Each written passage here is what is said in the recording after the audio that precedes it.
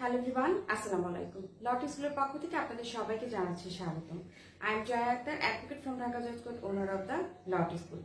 লট স্কুলের আজকের সেশনে আমরা যে বিষয়টি নিয়ে আলোচনা করব সেটি হচ্ছে সুনির্দিষ্ট প্রতিকার আইন 1877, অর্থাৎ দ্য স্পেসিফিক রিলিফ অ্যাক্ট 1877। এ পর্যন্ত আমরা টোটাল 7টি ক্লাস কমপ্লিট করেছি দ্য স্পেসিফিক রিলিফ অ্যাক্ট 1877 এর উপর। আজকে হচ্ছে আমাদের 8ম ক্লাস, অর্থাৎ ক্লাস নাম্বার 8। আজকে আমরা যে বিষয়টি আলোচনা করব সেটি হচ্ছে দলিল সংশোধন, অর্থাৎ রেকটিফিকেশন অফ ডিড। সো শুরুতেই আমরা যে ধারাটি নিয়ে আলোচনা করব সেটি হচ্ছে ধারা 31, অর্থাৎ সেকশন 31। সেকশন 31 এ বলা হচ্ছে যে দলিল সংশোধন বা রেকটিফিকেশন অফ ডিড। এখানে বলা হচ্ছে টোটাল 3টি কারণে দলিল সংশোধন করা হয়ে টোটাল 3টি কারণে আদালত দলিল সংশোধনের আদেশ দিতে পারেন তার ইচ্ছাধীন ক্ষমতায়। সেগুলো কি কি? 3টি কারণ হচ্ছে যদি কোনো পক্ষের প্রতারণার দরুন কোনো ভুল হয়ে থাকে দলিলে, দ্বিতীয়ত হচ্ছে আপনার উভয় পক্ষেরই যদি ভুল থাকে এবং সেটা অবশ্যই অনিচ্ছাকৃত হতে হবে, তৃতীয় হচ্ছে আপনার পক্ষসমূহের সত্যিকারের মনোভাব ভ্রান্তভাবে লিপিবদ্ধ হয়েছে।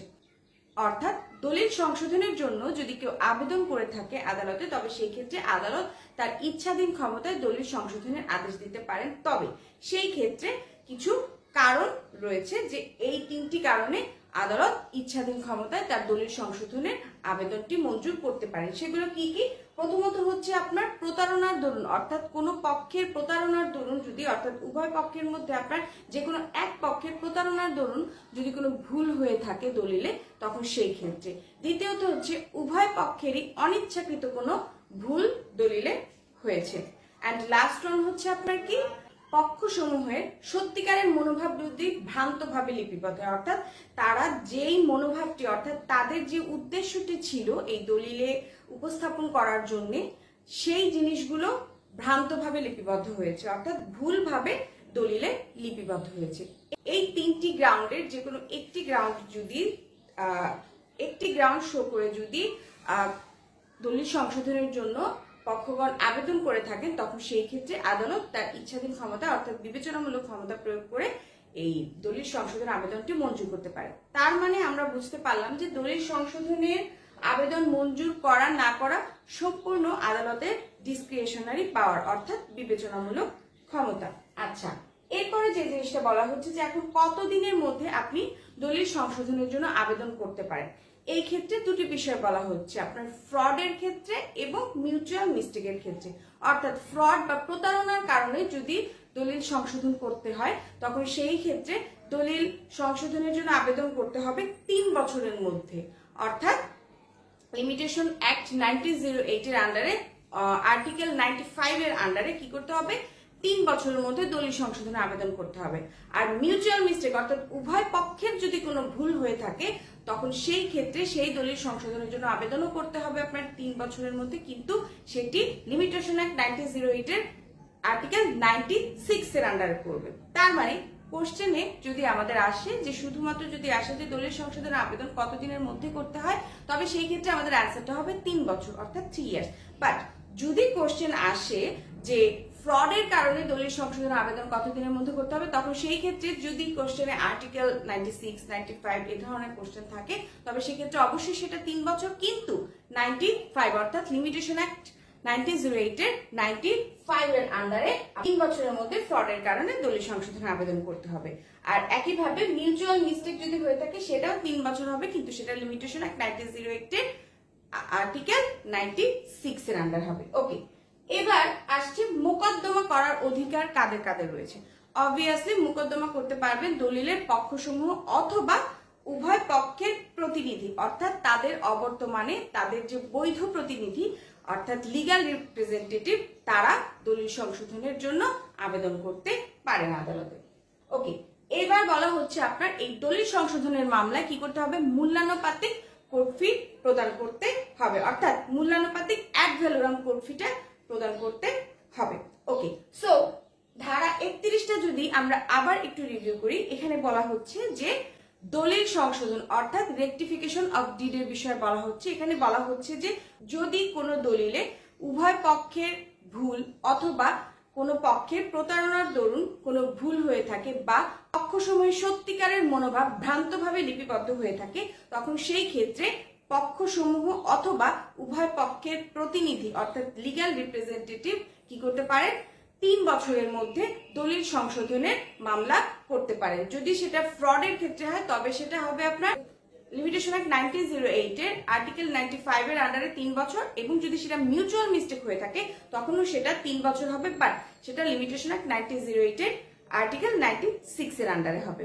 আচ্ছা, আর এই ক্ষেত্রে অ্যাড ভ্যালুরাম কোর্ট ফিটা হবে আপনার মামলার মূল্যমানের উপর অ্যাড ভ্যালুরাম কোর্ট ফি প্রদান করতে হবে এই দলিল সংশোধনের মামলায়। আশা করি আপনাদের কাছে ধারা 31টা একদম ক্লিয়ার। ওকে, এবার আমরা দেখব ধারা 32 অর্থাৎ সেকশন 32। এখানে বলা হচ্ছে presumption to intent of parties.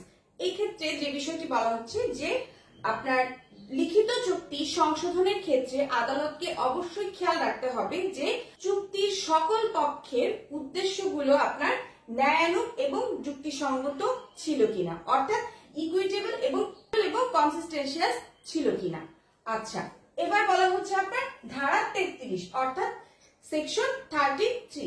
এক্ষেত্রে যেটা বলা হচ্ছে আপনার প্রিন্সিপাল অফ রেকটিফিকেশন অর্থাৎ দলিল সংশোধনের মূল নীতিগুলো কি কি।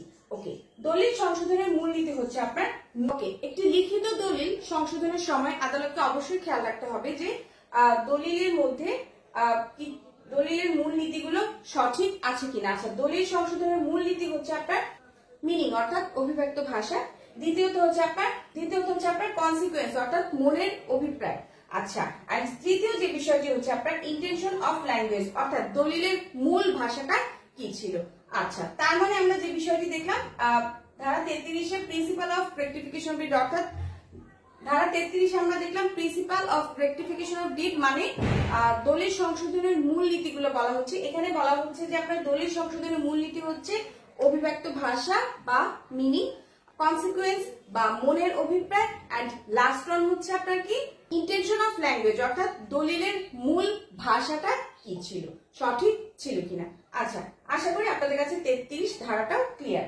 ওকে, ধারা 34 অর্থাৎ সেকশন 34 এ যে বিষয়টি বলা হচ্ছে একটি লিখিত চুক্তি একবার সংশোধনের পর যদি বাদী তার আর্জিতে পুনরায় সেই চুক্তিটি সংশোধনের জন্য আবেদন করে থাকে, তবে চুক্তিটি সংশোধনের জন্য প্রার্থনা করে থাকে, তবে সেই ক্ষেত্রে আদালত তার বিবেচনামূলক ক্ষমতা প্রয়োগ করে যদি যুক্তিসঙ্গত মনে করেন তবে সেই ক্ষেত্রে তিনি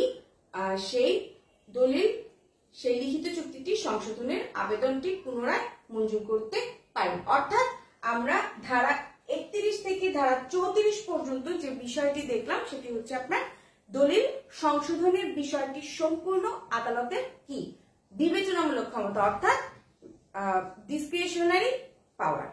এক্ষেত্রে আদালত তার ইচ্ছাধীন ক্ষমতায় এই দলিল সংশোধনের মামলা এবং লিখিত চুক্তি সংশোধনের আদেশটি মঞ্জুর করতে পারেন, লিখিত চুক্তি সংশোধনের আদেশ প্রদান করতে পারেন বা লিখিত দলিল সংশোধনের আবেদন মঞ্জুর করতে পারেন। আশা করি আপনাদের কাছে এই 31 থেকে ধারা 34 পর্যন্ত বিষয়গুলো একদম ক্লিয়ার।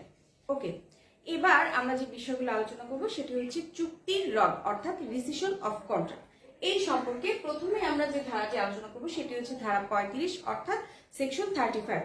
সেকশন 35 বলা হচ্ছে রিসিশন অফ কন্ট্রাক্ট অর্থাৎ চুক্তির রদ। এক্ষেত্রে বলা হচ্ছে যে কোন কোন চুক্তিগুলো রদ করা যাবে অর্থাৎ কোন কোন চুক্তি রদযোগ্য। প্রথমত যে চুক্তিটি বাতিলযোগ্য বা বাদীর নিজের ইচ্ছা অর্থাৎ চুক্তিটি যে ক্ষেত্রে সরাসরি বোঝাই যাচ্ছে যে প্রক্তিটা বাতিলযোগ্য অর্থাৎ বাতিলযোগ্য অথবা বাদীর নিজের ইচ্ছা অর্থাৎ বাদী নিজেই চাচ্ছেন যে চুক্তিটা রদ হয়ে যাক। দ্বিতীয়ত হচ্ছে আপনার চুক্তিটি অবৈধ অর্থাৎ এমন একটি চুক্তি করা হয়েছে যেটি নাকি অবৈধ চুক্তি এবং এক্ষেত্রে দেখা যাচ্ছে যে বাদীর থেকে বিবাদীর দোষটা বেশি, তখন সেই ক্ষেত্রে সেই চুক্তিটা রদ করা যাবে অর্থাৎ চুক্তিটি রদযোগ্য।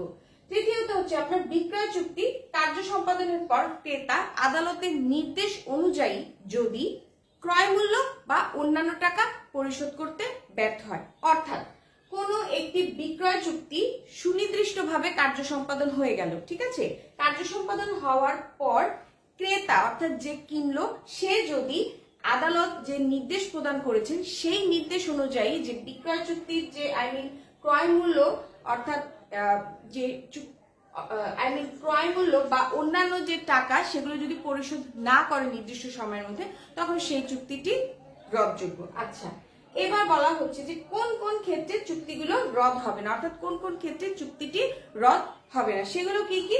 শুধুমাত্র ভুলের কারণে, অর্থাৎ পক্ষসমূহের শুধুমাত্র ভুলের কারণে সেই চুক্তিটি রদ হবে না। এখন ভুল বলতে যে ইচ্ছাকৃত ভুল তা হবে না, অনিচ্ছাকৃত কোনো ভুলের কারণে সেই চুক্তিটি রদ হবে না।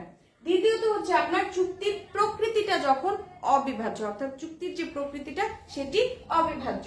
তৃতীয়ত হচ্ছে আপনার রদযোগ্য চুক্তি, অর্থাৎ চুক্তিটি রদযোগ্য এটি বাদী জানার চেষ্টাই করেননি।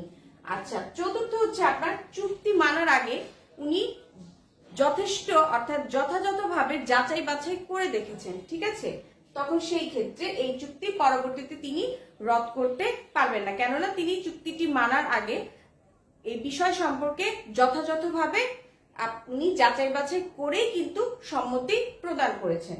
আচ্ছা, এবার বলা হচ্ছে যে আপনার যে ক্ষেত্রে বিবাদী শর্ত সম্পর্কে জানার যথেষ্ট সুযোগ ছিল কিন্তু তবুও সে জানার কোনো চেষ্টা বা ইচ্ছা পোষণ করে, অর্থাৎ বাদী করেননি, তখন সেই ক্ষেত্রে সেই চুক্তিটি রদ হবে না। তার মানে আমরা এই চুক্তি রদের বিষয়ে দুটো জিনিস জানলাম, সেটি হচ্ছে একটি হচ্ছে কোন কোন ক্ষেত্রে চুক্তিটি রদ করা যায়, আর দ্বিতীয় যে বিষয়টি সেটি হচ্ছে কোন কোন ক্ষেত্রে চুক্তিটি রদ করা যাবে না। তাহলে চুক্তি রদ করা যাবে আপনার চুক্তিটি যদি বাতিলযোগ্য হয় বা বাদীর নিজের ইচ্ছা হয়ে থাকে। আর যদি আচ্ছা, দ্বিতীয়ত হচ্ছে আপনার চুক্তিটি যদি অবৈধ হয়ে থাকে বা বাদীর থেকে বিবাদীর দোষ যদি বেশি থাকে। এবং তৃতীয় যে বিষয়টি সেটি হচ্ছে বিক্রয় চুক্তি সুনির্দিষ্টভাবে কার্য সম্পাদনের পর ক্রেতা যদি ক্রয় মূল্য বা অন্যান্য টাকা আদালতে নির্দেশ অনুযায়ী পরিশোধ করতে ব্যর্থ হয়, তবে সেই ক্ষেত্রে সেই চুক্তিগুলো রদযোগ্য। আর কোন কোন ক্ষেত্রে চুক্তিগুলো রদযোগ্য হবে না, অর্থাৎ রদ হবে না, সেগুলো হচ্ছে আপনার প্রথমত হচ্ছে চুক্তিটি যদি অবিভাজ্য হয়ে থাকে, অর্থাৎ চুক্তির প্রকৃতি যদি অবিভাজ্য হয়ে থাকে। দ্বিতীয়ত হচ্ছে আপনার শুধুমাত্র ভুলের কারণে চুক্তিটি রদযোগ্য হবে না। তৃতীয়ত হচ্ছে চুক্তিটি রদযোগ্য এটি জানার চেষ্টা করেননি বাদী। চতুর্থ যে বিষয়টি সেটি হচ্ছে আপনার চুক্তিটি মানার আগে বাদী যথাযথভাবে যাচাই বাছাই করেছেন। এবং লাস্ট যে বিষয়টি বলবো সেটি হচ্ছে আপনার বাদী বিবাদী সত্য সম্পর্কে জানার যথেষ্ট সুযোগ থাকা সত্ত্বেও তিনি এই বিষয় সম্পর্কে জানার ইচ্ছা পোষণ করেননি, অর্থাৎ জানার প্রয়োজন মনে করেননি, তখন সেই ক্ষেত্রে সেই চুক্তিগুলো রদযোগ্য হবে না। আচ্ছা, ওকে, পরবর্তী যে বিষয়টি দেখবো সেটি হচ্ছে তামাদি মেয়াদ কতদিন, অর্থাৎ এই চুক্তি রদের তামাদি মেয়াদ হচ্ছে আপনার 1 বছর। সেটা হচ্ছে তামাদি আইন 1908-এর 114 অনুচ্ছেদ অনুযায়ী 1 বছরের মধ্যে চুক্তি রদের জন্য মামলা বা আবেদন করতে চুক্তি রদের মামলাটি করতে হবে। ওকে, এবার হচ্ছে আপনার এক ভ্যালুরাম কোর্ট ফিটা কেমন হবে। এই চুক্তি রদের মামলায় এক ভ্যালুরাম কোর্ট ফি হবে আপনার মূল্যানুপাতিক এক ভ্যালুরাম কোর্ট ফি। ওকে, আর হচ্ছে আরেকটি যে বিষয় আর কোন কোন ব্যক্তি চুক্তি রদের মামলাটি করতে পারে। চুক্তিতে স্বার্থ সংশ্লিষ্ট যে কোনো ব্যক্তি চুক্তি রদের মামলাটি করতে পারে, অর্থাৎ চুক্তিতে স্বার্থ আছে এমন যে কোনো ব্যক্তি চুক্তি রদের মামলা করতে পারে। আর পক্ষসমূহে উভয় পক্ষের প্রতিনিধি অর্থাৎ লিগ্যাল রিপ্রেজেন্টেটিভও চুক্তি রদের মামলাটি করতে পারে। আর শুধুমাত্র লিখিত চুক্তি রদ করা হবে, অর্থাৎ মৌখিক চুক্তি নয়, শুধুমাত্র লিখিত চুক্তিটি রদ করা হবে। তাহলে আর এই সুনির্দিষ্ট প্রতিকার আইন 1877-এর ধারা 35 অর্থাৎ সেকশন 35টা যদি আমরা আবার একটু রিভিউ করি, এখানে বলা হচ্ছে আপনার রিসিশন অফ কন্ট্রাক্ট বা চুক্তি রদ। চুক্তি রদের বিষয় দুটি জিনিস দেখলাম আমরা, সেটি হচ্ছে কোন কোন ক্ষেত্রে চুক্তিটি রদযোগ্য, কোন কোন ক্ষেত্রে চুক্তিটি রদযোগ্য নয়। চুক্তিটি রদ করা যাবে আপনার যখন চুক্তিটি বাতিলযোগ্য বা বাদীর নিজের ইচ্ছা থাকে। দ্বিতীয়ত হচ্ছে আপনার চুক্তিটি অবৈধ ওকে, আশা করি সেকশন 35টা আপনাদের কাছে ক্লিয়ার। এখন সেকশন 36 এ যে বিষয়টি দেখবো সেটি হচ্ছে আপনার রিসিশন ফর মিস্টেক। এখানে বলা হচ্ছে আপনার শুধুমাত্র ভুলের জন্য চুক্তিটি রদ হবে না, অর্থাৎ বাদী যদি পূর্বের অবস্থা ফিরিয়ে দিতে না পারে বিবাদী, তবে সেই ক্ষেত্রে আদালত কি করবে, চুক্তিটি রদ করার আদেশ না দিয়ে বরং চুক্তিটি সুনির্দিষ্টভাবে কার্য সম্পাদনের আদেশ দিতে পারেন আদালত তার ইচ্ছাধীন ক্ষমতায়। ওকে, এবার যে বিষয়টি দেখবো সেটি হচ্ছে ধারা 37। ধারা 37 আপনার বিকল্প চুক্তি রদের কথা বলা হচ্ছে। ওকে, এখানে যে বিষয়টি বলা হচ্ছে সেটি হলো কোনো একটি লিখিত চুক্তি যদি সুনির্দিষ্টভাবে কার্য সম্পাদন করা সম্ভব না হয় তবে সেক্ষেত্রে বাদী আদালতে এই বিকল্প হিসেবে চুক্তিটি রদের জন্য প্রার্থনা করতে পারেন এবং আদালত যদি উপযুক্ত কারণ দেখেন অর্থাৎ উপযুক্ত মনে করেন তখন সেই ক্ষেত্রে সেই চুক্তি রদের জন্য নির্দেশ দিতে পারেন। এটাই বলা হচ্ছে ধারা 37 অর্থাৎ সেকশন 37 এ। ওকে, এবার ধারা 38 বা সেকশন 38 এ যেটি বলা হচ্ছে সেটি হচ্ছে আপনার আদালত চাইলে যার পক্ষে চুক্তিটি রদ করা হবে সেই পক্ষকে আদেশ দিতে পারেন যাতে অপর পক্ষকে ক্ষতিপূরণ প্রদান করে থাকে যদি সেটা উপযুক্ত মনে করেন আদালত। অর্থাৎ আদালত যদি উপযুক্ত মনে করেন তখন সেই ক্ষেত্রে যে পক্ষের উপর চুক্তি রদ করবেন, চুক্তি রদের আদেশ দিবেন অর্থাৎ চুক্তি রদটি মঞ্জুর হবে সেই পক্ষকে বলতে পারেন অপর পক্ষকে ক্ষতিপূরণ প্রদান, অপর পক্ষকে নির্দেশ দিতে পারেন ক্ষতিপূরণ প্রদান অর্থাৎ তাকে ক্ষতিপূরণ প্রদান। অর্থাৎ বাদীর পক্ষে যদি চুক্তিটি রদ মঞ্জুর করে থাকে অর্থাৎ চুক্তি রদ মঞ্জুরের আদেশ দিয়ে থাকেন তবে সেক্ষেত্রে আদালত উপযুক্ত মনে করলে বাদীকে আদেশ দিতে পারেন যে বিবাদীকে ক্ষতিপূরণ প্রদান করা। আশা করি আপনাদের কাছে এই চুক্তি রদের বিষয়টি অর্থাৎ ধারা 35 থেকে ধারা 38 একদম ক্লিয়ার।